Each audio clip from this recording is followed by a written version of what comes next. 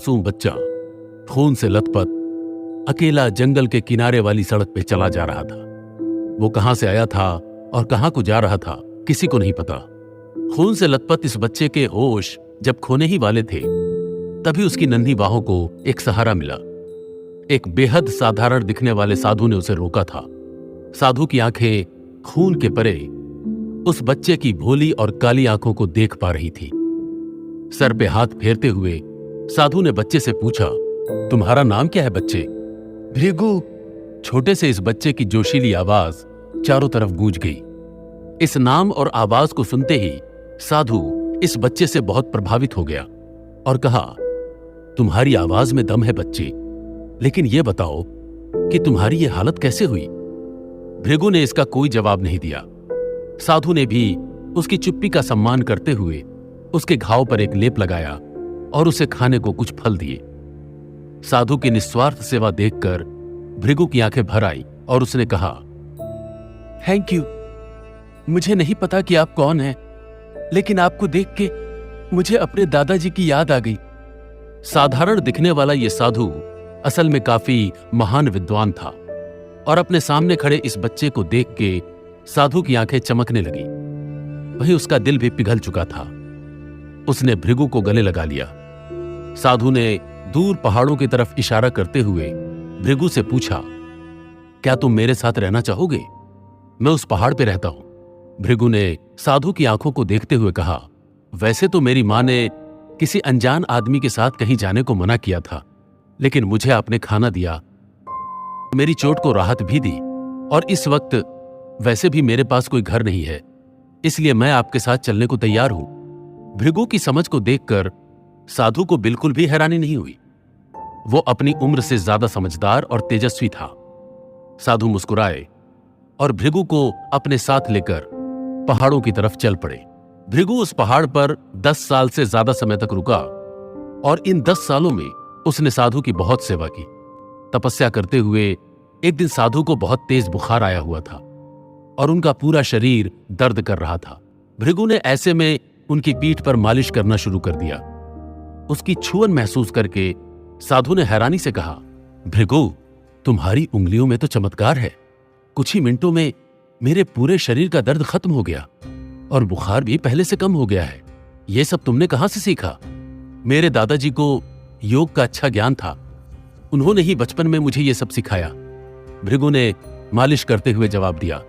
साधु जानते थे कि भृगु कोई साधारण बालक नहीं था और उसकी बातों से खुश होकर उन्होंने कहा, अगर ऐसा है तो मैं तुम्हें कुछ खास कलाएं सिखाऊंगा जो तुम्हें जीवन में बहुत आगे लेकर जाएंगी। तुम्हारी शिक्षा की जिम्मेदारी अब मैं लेता हूं। अगले कुछ सालों तक साधु ने भृगु को वैदिक शिक्षा के साथ साथ मार्शल आर्ट्स, आयुर्वेद और एक्यूप्रेशर चिकित्सा जैसी बहुत सी कलाएं सिखाईं। और जब तक भृगु 20 साल का हुआ तब तक साधु को भृगु पे खूब गर्व होने लगा था। साथ ही अपने प्रिय शिष्य की तरह उनका प्रेम उन्हें भृगु के आने वाले जीवन के बारे में चिंतित भी कर रहा था। दुनियादारी से बाहर पला बढ़ा भृगु पूरी जिंदगी आखिर साधु की सेवा में नहीं काट सकता था। एक दिन साधु ने भृगु को बुलाया और कहा, तुमने मेरी बहुत सेवा की और मैं तुमसे बहुत खुश हूं। मेरे पास तुम्हारे लिए एक तोहफा है। एक भले परिवार का मुझ पर एक कर्ज था जिसे चुकाने के लिए वो मेरे शिष्य को एक नई जिंदगी देने वाले थे। उस परिवार के मुखिया ने अपनी छोटी पोती की शादी मेरे कहने अनुसार करने की कसम खाई थी और अब मैं चाहता हूं कि उस सुपुत्री से तुम्हारा विवाह हो ताकि तुम इस दुनिया में एक नया दौर शुरू कर सको। ये लो उस वादे का प्रमाण पत्र। तुम इस पर लिखे हुए पते पर जाओ और अपने विवाह का प्रस्ताव रखो। साधु ने भृगु को एक कागज देते हुए कहा। अब तक भृगु एक जवान और होशियार लड़का बन चुका था और अपने गुरु के आदेश का पालन करना वो उचित मानता था। वैसे भी पहाड़ों पर भृगु को कभी कभी एक परिवार की कमी तो खलती ही थी, इसलिए भृगु ने अपने गुरु का आदेश मानना ही सही समझा। अगले कुछ दिनों में साधु की कुटिया को छोड़कर भृगु पहाड़ से नीचे उतर आया। नीचे उतरकर उसने एक बार पहाड़ की चोटी में बने उस साधारण सी कुटिया को देखा जिसे उसने अपना घर मान लिया था। दिल में छा रही उदासी को छोड़ते हुए भृगु ने अपने अंदर की घबराहट को भगाया और एक नई जिंदगी की तरफ कदम बढ़ाए, इस उम्मीद के साथ कि उसका हर कदम उसके गुरु का सर गर्व से ऊंचा कर देगा। जल्द ही भृगु उदयपुर शहर के अंदर पहुंच गया। यह वैसे तो एक बहुत बड़ा शहर था, जिसका मार्केट काफी तंग था और जिसकी गलियां बेहद रोशन थी। ऐसे नजारे देख के भृगु की आंखों में उत्साह आ गया था। पहाड़ों पे इतना लंबा समय गुजारने के बाद बाहरी दुनिया को जानने के लिए वो बेहद उत्सुक हो रहा था। होठों पर एक बड़ी मुस्कान भर के वो हर एक चीज को किसी बच्चे की नजरों से देखते हुए आगे बढ़ ही रहा था कि तभी बाजार के बीचों बीच उसे लोगों का एक झुंड दिखाई दिया। वहां जाकर उसने देखा कि एक आदमी को मिर्गी के दौरे पड़ रहे थे, जैसे उसकी हालत बदतर होती जा रही थी। भृगु तुरंत मरीज के पास उसकी स्थिति का जायजा लेने के लिए झुका, पर भीड़ में से किसी ने उसे खींच के धक्का दे दिया। मारेगा क्या इस आदमी को? डॉक्टर साहब आने वाले हैं, जाकर दूर खड़ा हो जा। भृगु ने भीड़ से कहा, एक बार मुझे कोशिश करके देख लेने दो। किसी ने उसका मजाक बनाते हुए पूछा, कौन से अस्पताल का डॉक्टर है रे तू? इतने में एक आदमी भीड़ को चीरते हुए मरीज के पास जाने लगता है। आप लोग हटिए, मुझे रास्ता दीजिए, मैं सरकारी हॉस्पिटल का डॉक्टर हूं, मेरा नाम महेंद्र है। इस आदमी को थोड़ी हवा चाहिए, हटिए हटिए। यह सुनकर भीड़ ने उन्हें रास्ता दे दिया। मरीज के पास पहुंचते ही डॉक्टर अपनी किट लेकर बैठ गए। बड़ी सी किट और उनका चश्मा इस डॉक्टर के व्यक्तित्व को काफी प्रभावशाली बना रहा था। कुछ देर बाद डॉक्टर महेंद्र ने मरीज के सीने पे जोर से दबाव डाला। उन्हें ऐसा करते देख भृगु ने कहा, गुरुजी, मुझे नहीं लगता इस तरीके के उपचार से मरीज पर कोई फर्क पड़ेगा। डॉक्टर महेंद्र ने भृगु की तरफ मुड़कर देखा और हंसते हुए कहा, मैं डॉक्टर हूं, तुम्हारा गुरु नहीं, और वो भी गवर्नमेंट हॉस्पिटल का सीनियर डॉक्टर हूं, और इनका ट्रीटमेंट करना मुझे अच्छे से आता है। ये वाक्य अपने आप में इतना गर्व से भरा हुआ था कि आसपास के लोग भृगु को कोसने लगे। भीड़ में से कोई फुसफुसाया, ये मैले कुचैले कपड़े वाला लीचड़ आदमी सरकारी डॉक्टर को ज्ञान देने चला है। आजकल हर ऐरा गैरा खुद को डॉक्टर मानता है। भीड़ में हर कोई उसे कोस रहा था, फिर भी भृगु के दिल में कोई हलचल नहीं हो रही थी, बल्कि वो वहीं खड़ा रहा, क्योंकि उसे लग रहा था कि शायद मरीज को उसकी मदद की जरूरत पड़े। भृगु अपने गुरु उस साधु की ही बातें याद कर रहा था कि किसी का जीवन बचाना खुद के जीवन बनाने से ज्यादा जरूरी है। इसी बीच डॉक्टर महेंद्र ने मरीज को इंजेक्शन के जरिए दवाई दे दी थी और भीड़ से खूब तारीफें भी पाली थी, क्योंकि उन्होंने मरीज की स्थिति को कुछ ही देर में स्थिर कर दिया था। पर घमंडी डॉक्टर महेंद्र का यह गुणगान बहुत देर तक नहीं टिक पाया, क्योंकि कुछ ही पलों में उस मरीज का शरीर भयंकर रूप से अकड़ गया और वो वहीं उल्टियां करने लगा। भीड़ भी एक बार फिर बुरी तरह घबरा गई। डॉक्टर महेंद्र ने भी जल्दी से मरीज की नब्ज चेक की और उसे रुका हुआ पाया, और ये देख के इस सरकारी अस्पताल के डॉक्टर महेंद्र का चेहरा पूरी तरह से पीला पड़ गया। सर्दी में भी डॉक्टर महेंद्र के माथे से पसीना बह रहा था। भीड़ ने भी अब तुरंत पाला बदल लिया और वो डॉक्टर के खिलाफ आवाज निकालने लगे। शायद सिफारिश से डॉक्टर बने हैं, आजकल का सिस्टम ही खराब है।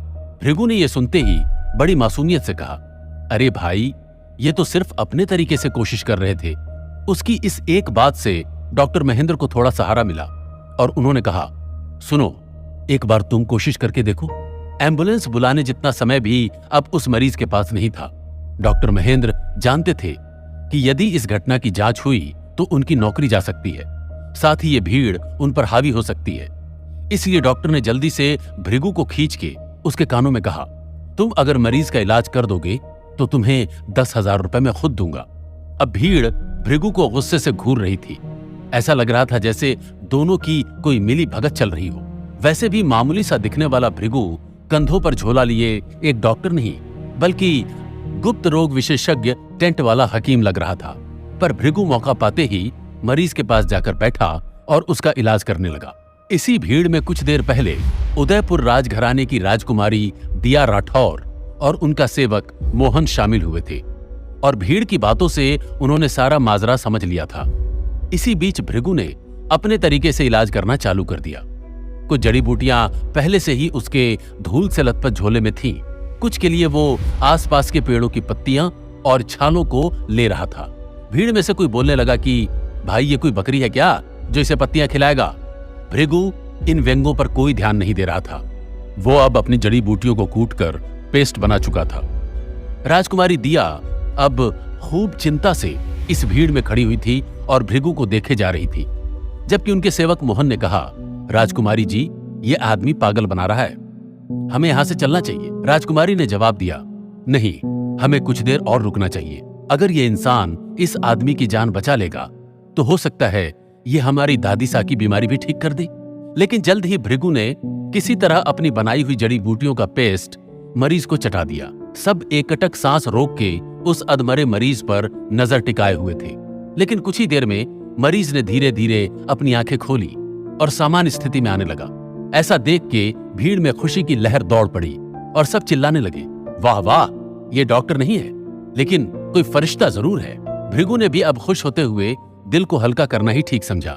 मैं डॉक्टर नहीं हुआ तो क्या हुआ, हाँ, पागल भी नहीं हूं, मैं बस थोड़ा अलग हूं। इसी बीच डॉक्टर महेंद्र चुपके से वहां से खिसकने लगे। उन्हें ऐसे जाता देख भृगु ने आवाज लगाई, डॉक्टर साहब, कहाँ चल दिए? मेरे 10,000 रुपए दिए बिना आप नहीं जा सकते। भीड़ अब भृगु की तरफ खड़ी थी, फिर भी डॉक्टर महेंद्र अपनी बात से पलट गए और कहा, देखो, ये मरीज मेरी दी हुई दवा से ठीक हुआ है, इतनी जल्दी कोई जड़ी बूटी असर नहीं कर सकती। इस बात पे भीड़ भी गुस्से में आ गई और डॉक्टर की तरफ बढ़ने लगी। लेकिन डॉक्टर महेंद्र पैसे देने को राजी नहीं हो रहे थे। भृगु के गुरु ने उसे चंद रुपए दिए थे और कहा था कि बाजार से मिठाई लेकर अपनी होने वाली पत्नी के घर जाए। लेकिन अगर भृगु कुछ और पैसे जोड़ ले और मिठाई के साथ ही कोई साड़ी या चूड़ी ले जा सके तो उसके मन को बहुत खुशी होगी। इसलिए भृगु ने भीड़ को रोका नहीं। डॉक्टर महेंद्र, क्या तुम अपना लाइसेंस रद्द करवाना चाहते हो? भीड़ उस तरफ देखने लगी जहां से आवाज आई थी। वो आवाज किसी और की नहीं बल्कि राजकुमारी दिया राठौर की थी। डॉक्टर महेंद्र राजकुमारी को पहचान चुके थे और वो अच्छी तरह से राजघराने की राजनैतिक पकड़ को भी समझते थे। इसलिए राजकुमारी को देखते ही डॉक्टर ने बिना कुछ ज्यादा बोले 10,000 रुपए के नोट भृगु के हाथ में रख दिए और वहां से भाग जाने में ही खुद की भलाई समझी। इसके बाद बड़ी जल्दी भीड़ तितर बितर हो गई। भृगु अपने हाथ में रखे ताजा नोट से ही खुश हो गया था और शान बाजार में खरीदारी करने लगा। भृगु की इस काबिलियत के चर्चे अब सड़कों में होने लगे थे। लेकिन बेफिक्र भृगु अपनी होने वाली दुल्हन के लिए एक लाल रंग की साड़ी ढूंढ रहा था। तभी मौका देखकर राजकुमारी दिया का सेवक मोहन भृगु से बात करने आया। तुम्हारा नाम क्या है लड़के, और क्या तुम एक वैद्य हो? भृगु ने मुस्कुराते हुए जवाब दिया, देखिए, तंज कसने वाली भीड़ में आप भी कुछ बोल ही गए थे, मैं सब सुन लेता हूं। तब का घाव अभी तक भरा नहीं है, इसलिए अभी मुझे माफ करिए, मैं कुछ जरूरी काम में व्यस्त हूं। अरे, ये हमारे सेवक हैं, इन्हें जल्दी से किसी पे विश्वास नहीं होता है, आप इनकी बात दिल पे मत लीजिए। राजकुमारी दिया ने बीच में टोकते हुए कहा। भृगु ने राजकुमारी की सुंदर आंखों को देख के कहा, मुद्दे पे आइए, आखिर आपको क्या चाहिए? असल में हमारी दादी साहब बहुत बीमार है और उनके डॉक्टर भी अब हार मान रहे हैं।